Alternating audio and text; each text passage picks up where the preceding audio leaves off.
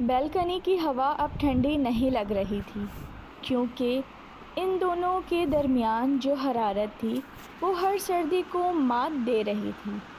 ہانیہ نے آہستہ سے آنکھیں کھولیں۔ اہن کی نظریں صرف اسی پر تھیں۔ آج کے بعد اگر سب بدل گیا تو؟ ہانیہ نے دھیرے سے پوچھا۔ اہن نے اس کے چہرے کو دونوں ہاتھوں میں لے لیا۔ تو بدلنے دو، مگر تم میرا ہاتھ مت چھوڑنا۔ ہانیہ کا دل اس لمحے فیصلہ کر چکا تھا۔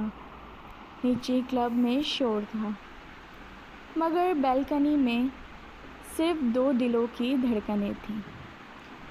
اس لمحے دروازہ کھلا، ساحر اندر آیا۔ اس کی آنکھوں میں غصہ تھا۔ تو یہ چل رہا تھا یہاں؟ ہانیہ نے پہلی بار ڈر کے بغیر اہن کا ہاتھ مضبوطی سے تھاما۔ ہاں، کیونکہ میں نے اپنا دل چن لیا ہے۔ ساحر خاموش ہو گیا۔ ماہرہ بھی پیچھے کھڑی تھی۔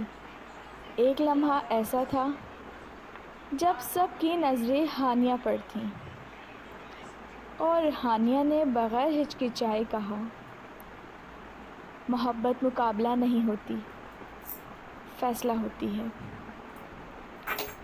اہن نے اس کے قریب آ کر اس کے ماتھے کو نرم سا بوسہ دیا۔ وہ بوسہ اعلان تھا، قبولیت تھا، اعتراف تھا۔ ساحر نے نظریں جھکا لیں۔ ماہرہ کی آنکھوں میں نمی تھی، مگر اس نے مسکرا کر کہا، خوش رہو۔ کلب کی لائٹ تیز ہو گئی۔ میوزک دوبارہ بجنے لگے۔ مگر اب یہ صرف ایک پارٹی نہیں تھی، یہ ایک نئی شروعات تھی۔ اہن نے ہانیہ کے کان کے قریب سرگوشی کی۔ یہ رات ختم ہو سکتی ہے، مگر ہمارا قصہ ابھی شروع ہوا ہے۔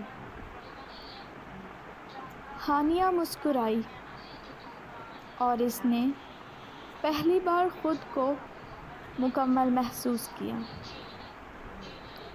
بیلکنی سے باہر شہر کی روشنیاں چمک رہی تھیں، جیسے ان کے لیے دعا کر رہی ہو۔ اور یوں کلب کی وہ رات محبت کی کہانی بن گئی۔ اگر آپ کو یہ کہانی پسند آئی ہو تو پلیز ناول نائٹ کو سبسکرائب کیجیے، کمنٹس کیجیے، رکھیے اپنا بہت زیادہ خیال۔ کل ملوں گی نئی کہانی کے ساتھ۔ اجازت دیجیے، اللہ حافظ۔